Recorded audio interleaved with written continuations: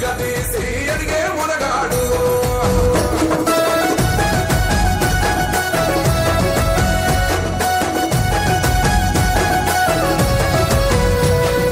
దడులెన్ని జరిగిన గాని దడువలేదు రేవంతన్నా గంతకంతా ఎత్తుకు ఎదిగాడు అసలాటలేడే మొదలంటున్నాడు ముక్కనాడు పోలేదు ఒక్కటై జై ఇందిరమ్మ గట్టిగా ఈరోజు శ్రీమతి ఇందిరాగాంధీ గారి జయంతి వారిని ఒక్కసారి గట్టిగా మనం అందరం స్మరించుకుందాం. జై ఇందిరమ్మ. మిత్రులారా, ఈరోజు ఇందిరమ్మ 107వ జయంతి. ఇందిరమ్మ అంటే ప్రపంచ దేశాలకు ఒక ఉక్కు మహిళ. కాంగ్రెస్ పార్టీ అధ్యక్షురాలుగా, ఈ దేశ ప్రధానమంత్రిగా వారు చివరి శ్వాస వదిలినప్పుడు తెలంగాణ ప్రాంతం మెదక్ పార్లమెంటు నియోజకవర్గానికి ప్రాతినిధ్యం వహిస్తూ ఆఖరి శ్వాస వారు వదిలి ఈ గడ్డ మీద సూర్యచంద్రులు ఉన్నంతకాలం శ్రీమతి ఇందిరమ్మ పేరు మీద పేద ప్రజలకు, ముఖ్యంగా మా ఆడబిడ్డలకు, మా మహిళా సోదరీమణులకు సంక్షేమ అభివృద్ధి పథకాలను అందించాలని ఇందిరమ్మ రాజ్యాన్ని ఏర్పాటు చేసి ఇందిరమ్మ రాజ్యంలో ఆడబిడ్డల్ని కోటీశ్వరులను చెయ్యాలని ఈరోజు మన ప్రభుత్వం కంకణ బద్దులై ఈ వరంగల్ గడ్డ మీద కార్యక్రమాలను తీసుకోవడం జరిగింది. ఈ కార్యక్రమంలో నాతో పాటు ఉప ముఖ్యమంత్రి వర్యులు బట్టి విక్రమార్క గారు, మంత్రివర్గ సహచరులందరూ, పార్లమెంట్ సభ్యులు, శాసనమండలి సభ్యులు, శాసనసభ్యులు, ప్రభుత్వ సలహాదారులు, ఉన్నతాధికారులు, పార్టీ నాయకులు, పిసిసి అధ్యక్షులు, ప్రాణ సమానులైన 33 జిల్లాల నుంచి తరలి వచ్చిన మా ఆడబిడ్డలందరికీ కూడా హృదయపూర్వకంగా నేను నమస్కారాలు తెలియజేస్తున్నా. ఈ కార్యక్రమం మా ఆడబిడ్డలకే అంకితం. ఎందుకంటే ఈనాడు నేను తెలంగాణ రాష్ట్ర ముఖ్యమంత్రిగా అయినా,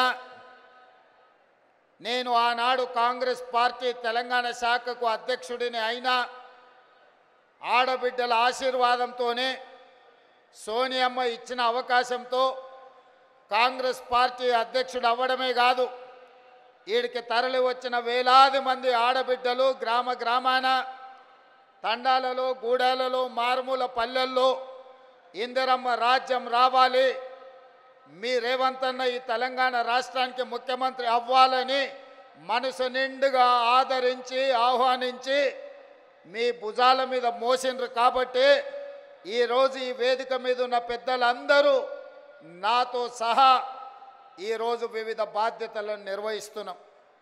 మరి వివిధ బాధ్యతలను నిర్వహిస్తున్న మేము మీ ఆశీర్వాదంతో అవకాశం వస్తే మీకు కృతజ్ఞత తెలుపుకునే బాధ్యత, ఆడబిడ్డలకు అన్ని అవకాశాలు అందించాల్సిన బాధ్యత ఈరోజు మా పార్టీ మీద, మా ప్రభుత్వం మీద ఉన్నది. అందుకే ఆనాడు 2014 నుంచి 2019 వరకు ఆనాటి ముఖ్యమంత్రి చంద్రశేఖరరావు గారు మంత్రివర్గంలో ఒక్క ఆడబిడ్డ కూడా మంత్రిగా లేకపోయినా 5 సంవత్సరాలు మౌనంగా ఉన్న ఆడబిడ్డలు ఆ తర్వాత ఇచ్చిన తీర్పుతో మొదటి మంత్రివర్గంలోనే మీ అభిమాన నాయకురాలు శ్రీమతి కొండా సురేఖ గారు, మా సోదరీమణి సీతక్కను ఈరోజు మంత్రివర్గంలో ఈ ఓరుగల్లు గడ్డ మీద నుంచే ఈ ఆడబిడ్డలను మంత్రివర్గంలో ప్రముఖ స్థానం ఇచ్చి ఈనాటి ఈ సభా నాయకత్వాన్ని కూడా ఆ ఆడబిడ్డల చేతుల్లోనే పెట్టడం జరిగింది. ఇదే కాదు, వరంగల్ పార్లమెంటు నుంచి కూడా డాక్టర్ కడియం కావ్యను ఈరోజు పార్లమెంటు సభ్యురాలుగా ఈ తెలంగాణ రాష్ట్రం నుంచి పార్లమెంటులో గలం విప్పుతుందంటే ఒక ఆడబిడ్డ ఈరోజు వరంగల్ ప్రాంతం నుంచి పార్లమెంటుకు ప్రాతినిధ్యం వహిస్తుంది. అదే కాదు, పాలకుర్తిలో మీకు తెలుసు, ఒక రాక్షసుడు అక్కడ రాజ్యమేలుతుంటే మీ సోదరిమణి యశస్విని రెడ్డి ఆ రాక్షసుని బండ, ఆయన పెద్ద రాజకీయ కొండ కదా, ఆ కొండను ఎట్లా ఢీకొంటామని పాత్రికేయ మిత్రులు అడిగితే కొండైనా దెబ్బ కొడితే పగులుతుందని చెప్పి ఆ కొండను బద్దలు కొట్టి పాలకుర్తి గడ్డ మీద కాంగ్రెస్ పార్టీ జెండాను ఎగరేసింది కూడా ఈరోజు ఆడబిడ్డనే అన్న సంగతి నేను ఈ సందర్భంగా చెప్పదలుచుకున్నా. ఇవాళ మన తెలంగాణ రాష్ట్ర ప్రభుత్వానికి చీఫ్ సెక్రటరీగా ఆడబిడ్డనే ఉన్నది. ఈరోజు మహిళా అధికారులు అనితా రామచంద్రన్ గారు కానీ, దివ్య గారు కానీ, ఈరోజు శ్రీజన గారు కానీ, వరంగల్ అదేవిధంగా హనుమకొండ కలెక్టర్లుగా ఈరోజు ఆడబిడ్డలే అధికారంలో ఉన్నారు. ఇవాళ ఈ వరంగల్ కార్పొరేషన్కి మేయర్గా కూడా ఆడబిడ్డనే ఉన్నది. ఇలా చెప్పుకుంటూ వెళ్తే ఈరోజు ఇందిరమ్మ జయంతి సందర్భంగా ఈ వేదిక మొత్తం, వేదిక మీదనే కాదు వేదిక ముందు కూడా వేలాది మంది ఆడబిడ్డలే ఇది ఆడబిడ్డల రాజ్యం అని ధైర్యంగా చెప్పుకునే అవకాశం ఈ ప్రభుత్వం మాది, మా అధికారం నడుస్తుంది అని ఆడబిడ్డలు గుండె ధైర్యంతో మాట్లాడే అవకాశం ఇవాళ ఇక్కడికి వచ్చింది. ఉదయం ఈరోజు నేను స్వయం సహాయక సంఘాలకు సంబంధించిన ఆడబిడ్డల స్టాల్స్ నేను చూస్తే పెద్ద పెద్ద పారిశ్రామికవేత్తల కంటే, ఒకప్పుడు పారిశ్రామికవేత్తలంటే టాటాలు, బిర్లాలు, ఆ తర్వాత అదానీ, అంబానీలో గురించి విన్నాం. కానీ ఈనాడు మన కళ్ళ ముందు ఆ స్టాల్స్ చూసినప్పుడు ఇవాళ మా ఉప ముఖ్యమంత్రి బట్టి విక్రమార్క గారు సోలార్ పవర్ ప్రాజెక్టులు ఇవ్వాలని, 1 కోటి మంది మహిళల్ని కోటీశ్వరులను చెయ్యాలన్న ఆలోచన చెబుతుంటే టాటా, బిర్లాలనే కాదు అదానీ, అంబానీలను తలదన్నే వ్యాపారవేత్తలుగా మా ఆడబిడ్డల్ని ఇందిరమ్మ రాజ్యంలో తయారు చేసి కార్పొరేట్ కంపెనీలకు సవాలు విసిరి ఈరోజు సౌర విద్యుత్ ప్రాజెక్టులు ఆడబిడ్డలకు ఇవ్వడానికి ఇవాళ మన ప్రభుత్వం నిర్ణయం తీసుకున్నది. నేను అడుగుతున్న 10 సంవత్సరాలు అధికారంలో ఉన్న వాళ్ళను, నిన్న మొన్న టీవీలలో చూస్తున్నా మా నాయని రాజేందర్ రెడ్డితో ఒక ఆయన వాదిస్తున్నాడు, మేం చేసిందేదో మీరు వచ్చి టెంకాయ కొడుతురని. నేను ఆ పెద్ద మనిషికి చెప్పదలుచుకున్నా, కాళోజీ కళాక్షేత్రం కట్టడానికి 10 సంవత్సరాలైనా పూర్తి చేయడానికి మీకు చేతులు రాలేదు అని అంటే ఈరోజు మీ బుద్ధి ఏందో, మీ ఉద్దేశం ఏందో ఇవాళ స్పష్టంగా అర్థమైంది. మీ చేతగాని తనం వల్ల మీరు దద్దమ్మలు కాబట్టే కాళోజీ కళాక్షేత్రాన్ని మీరు పూర్తి చేయలేదు కాబట్టే కాళోజీ కళాక్షేత్రాన్ని పూర్తి చెయ్యాలి అని నాయని రాజేందర్ రెడ్డి 50 సార్లు హైదరాబాద్కు వచ్చి సచివాలయంలో కూర్చొని ఇన్ఛార్జ్ మంత్రి శ్రీనివాస్ రెడ్డి గారితో చర్చించి ఈరోజు బట్టి విక్రమార్క గారితో 45 కోట్ల రూపాయలు ఒక్కటే విడతలో విడుదల చేయించి ఈరోజు కాళోజీ కళాక్షేత్రాన్ని మనం పూర్తి చేసుకోవడం జరిగింది. ఇవాళ నేను గుర్తు చేసుకోదలుచుకున్నా, తెలంగాణ పోరాటానికి, తెలంగాణ పౌరుషానికి మారు పేరు, తెలంగాణ కోసం 4 దిశలా తెలంగాణ వాదాన్ని భావవ్యాప్తి చేయడానికి కాళోజీ ఎంతో కృషి చేసిండు. కాళోజీని గుర్తించని ప్రపంచమే లేదు. కాళోజీ కవిత్వం చదవని వాడు అసలు కవేగాడు, అతడికి చదివే రాదు అనుకునే విధంగా కాళోజీ ఒక బలమైన ప్రభావం మన మీద చూపించింది. అలాంటి కాళోజీ కళాక్షేత్రాన్ని 10 సంవత్సరాలైనా ఆనాటి ప్రభుత్వంలో ఉన్న పెద్దలు పూర్తి చేయకపోతే వచ్చిన తర్వాత నా బాధ్యతగా భావించి ఏ కాళోజీ స్ఫూర్తిగా ఇదే ప్రాంగణంలో రైతు సంఘర్షణ సభను ఏర్పాటు చేసి రైతు డిక్లరేషన్ రాహుల్ గాంధీ గారితో చేపించిన తర్వాత తెలంగాణలో కాంగ్రెస్ పార్టీ స్థితిగతులు మారినాయి. అందుకే ఈ కాళోజీ గడ్డ మీద నుంచి, ఈ ఓరుగల్లు పోరాటం నుంచి ఈనాడు తెలంగాణ రాష్ట్రంలో ప్రభుత్వం ఏర్పాటు చేసినాం. మరి అలాంటి ఈ గడ్డ మీద కాళోజీ కళాక్షేత్రం వాయిదాలు పడుతూ ఉంటే చూస్తూ ఊరుకుందామా?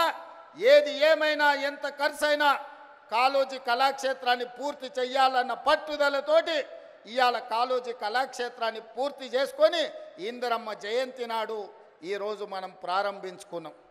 మీరు చేయలే, మీరు చేయాలన్న ఆలోచన చేయలే. కనీసం చేసిన వాళ్ళను అభినందించడానికి మీ అధినేతలకు ఒకవేళ అభ్యంతరం ఉంటే మీరు నోరు మూసుకొనైనా ఉండండి తప్ప చేసే వాళ్ళ కాళ్ళల్లో కట్టెబెట్టాలన్న ఆలోచన చెయ్యకండి. వచ్చేసారి డిపాజిట్లు కూడా దక్కవు అని చెప్పి నేను వాళ్ళకి చెప్పదలుచుకున్నా. అదేవిధంగా మిత్రులారా, ఈ వరంగల్ హైదరాబాద్ ఆనాడు నిజాం రాజులు పాలించినప్పుడు ఈ వరంగల్ సామ్రాజ్యం కాకతీయుల కంచుకోటలు, రాణి రుద్రమ, ప్రతాప రుద్రుడు ఒక పక్కన ఈ దేశానికి ఈ ప్రపంచానికే తలమానికమైన ఒక గొప్ప పరిపాలన అందించి కాకతీయులు కట్టిన గొలుసుకట్టు చెరువులు ఇవాళ ప్రపంచానికే ఆదర్శమైన నగరం. ఈ నగరం చారిత్రాత్మకమైన నగరం. ఇక్కడ కట్టిన 1000 స్తంభాల గుడి కావచ్చు, రామప్ప దేవాలయం కావచ్చు, ఇలా చెప్పుకుంటూ పోతే ఇక్కడున్న కోటలు కావచ్చు, ఇక్కడున్న చెరువులు కావచ్చు, ఇక్కడున్న సంస్కృతి ప్రపంచానికి ఆదర్శంగా ఉండే గొప్ప నగరం. అలాంటి నగరం ఉమ్మడి రాష్ట్రంలోనే కాదు, ప్రత్యేక తెలంగాణలో కూడా చంద్రశేఖరరావు గారి చేతిలో మోసపోయి గోసపడుతుంటే ఈ నగరము ఇది పట్టణంగానే నిలిచిపోతే ఈ పట్టణాన్ని గొప్ప నగరంగా చెయ్యాలి. హైదరాబాదు నగరానికి పోటీ నగరంగా ఒక అద్భుతమైన అభివృద్ధి చేయాలని ఆలోచన చేసినాం. పదే పదే మీ ఎమ్మెల్యేలు అటు పెద్దలు కడియం శ్రీహరి గారు, నాయన రాజేందర్ రెడ్డి గారు, అదేవిధంగా కొండా సురేఖమ్మ గారు, ఈ ప్రాంతంలో ఉండే ఎమ్మెల్యేలందరూ అన్నా నువ్వేం చేసైనా వరంగల్ పట్టణాన్ని నగరంగా మార్చాలి, ఎయిర్పోర్టు రావాలి, పరిశ్రమలు రావాలి, మా పిల్లలకు ఉద్యోగాలు ఇవ్వాలి, కాకతీయ యూనివర్సిటీ ఉన్న ఓరుగల్లును అభివృద్ధి పదం వైపు మీరు నడిపించాలి అని వాళ్ళు నన్ను నిద్ర పోనీయకుండా తిండి తిననీయకుండా నన్ను ముప్పు తిప్పలు పెట్టిరు. సూచన 2-3 సార్లు అడిగి వదిలేస్తారేమో, మర్చిపోతారేమో అని. కానీ వాళ్ళు మర్చిపోలే. నిత్యం గుర్తు చేస్తూనే కలిసినప్పుడల్లా కాగితం తెచ్చి ఇచ్చేటోళ్ళు. ఇక ఈ సమస్యకు పరిష్కారం ఈ పనులు చేయాల్సిందే అని నిర్ణయించి మీ ఇన్ఛార్జ్ మినిస్టర్ పొంగులేటి శ్రీనివాసరెడ్డి గారు చెప్పిన మీరు పోయి వరంగల్లో ఉండండి, మాస్టర్ ప్లాన్ను మీరు మొత్తం అనుమతించండి, ఔటర్ రింగ్ రోడ్డును ఏర్పాటు చేయడానికి అంచనాలు వేయండి, ఎయిర్పోర్టు కోసం భూములు సేకరించండి, వరంగల్లో అండర్ గ్రౌండ్ డ్రైనేజ్ను పూర్తి చేయండి. ఎన్ని పనులు చేయాలనో ఈ వరంగల్ పట్టణాన్ని నగరంగా మార్చాలి, హైదరాబాద్తో పోటీ పడాలి, ప్రపంచం దృష్టిలో ఇదొక చారిత్రాత్మకమైన నగరంగా తీర్చిదిద్దాలి అని పొంగులేటి శ్రీనివాసరెడ్డి గారికి ఆదేశాలు ఇస్తే వారు నిద్రపోకుండా రోజుల కొద్ది ఇక్కడ కూర్చొని అధికారులతోని సమీక్షలు చేసి ఇందులో విధానపరమైన నిర్ణయాలు మాత్రమే నేను మా మిత్రుడు బట్టి విక్రమార్క గారు తీసుకున్నాం. కానీ దీని అభివృద్ధి పదం వైపు నడిపించడానికి అవసరమైన సమీక్షలు మీ ఎమ్మెల్యేలు, మీ మంత్రుల నేతృత్వంతో ఇన్ఛార్జ్ మినిస్టర్ పొంగులేటి శ్రీనివాసరెడ్డి గారు పూర్తి స్థాయిలో బాధ్యత తీసుకున్నారు. మా వరంగల్ మిత్రులందరినీ కూడా నేను అడుగుతున్నా, మీరు పెద్ద ఎత్తున చప్పట్లు కొట్టి అభినందించండి. ఎందుకంటే మీకోసం ఖమ్మం జిల్లా మీద కూడా దృష్టి పెట్టకుండా వరంగల్ జిల్లా మీద దృష్టి పెట్టి వరంగల్లో పనులు చెయ్యాలి అని కడియం శ్రీహరి గారు కలిసినప్పుడు వారు మాకు ముందు నుంచి చాలా సన్నిహితులు, మీకు తెలుసు. వారి పట్ల నాకున్న గౌరవం కూడా మీకు తెలుసు. వారు నాకు గుర్తు చేసి ఇవన్నీ చేయడం ద్వారా శాశ్వతంగా ప్రజల గుండెల్లో మనం నిలిచిపోతాం. మీ బాధ్యత, నీకు చిన్న వయసులో గొప్ప అవకాశం వచ్చింది, ఆనాడు మాకు అవకాశం వచ్చినా మేము చేయలేకపోయినాం, ఈనాడు మీరు చెయ్యి, మేము అండగా నిలబడతామని కడియం శ్రీహరి గారు నాతో 10 సార్లు మాట్లాడి ఇవాళ 5,500 కోట్లు, దాదాపుగా 6,000 కోట్ల రూపాయలు ఈ వరంగల్ నగరానికి ఇవాళ రాష్ట్ర ప్రభుత్వం మంజూరు చేసిందంటే వాళ్ళందరూ తీవ్రమైన కృషి వల్ల ఈరోజు మీకు దాదాపుగా 6,000 కోట్ల రూపాయలు వచ్చినాయి. అందుకే మిత్రులారా, ఈ వరంగల్ జిల్లా ప్రజలకు, ఈ ఉత్తర తెలంగాణ ప్రజలకు నేను ఒక్క మాట చెప్పదలుచుకున్నా. ఇది 2 శాసనసభ నియోజకవర్గాలకు సంబంధించిన అభివృద్ధి కాదు, మొత్తం ఉత్తర తెలంగాణకు సంబంధించిన ఆదిలాబాద్ కావచ్చు, ఖమ్మం కావచ్చు, కరీంనగర్ కావచ్చు, లేకపోతే వరంగల్ కావచ్చు, సగం నల్గొండ కావచ్చు. ఈ వరంగల్ ప్రాంతమే అత్యంత దగ్గరి ప్రాంతం. ఈడ జాతీయ స్థాయి ఎయిర్పోర్టు రావడం, జాతీయ స్థాయి పరిశ్రమలు రావడం, ఈ నగరంలో అండర్ గ్రౌండ్ డ్రైనేజ్ రావడం, కాకతీయ యూనివర్సిటీని అభివృద్ధి పదం వైపు నడిపి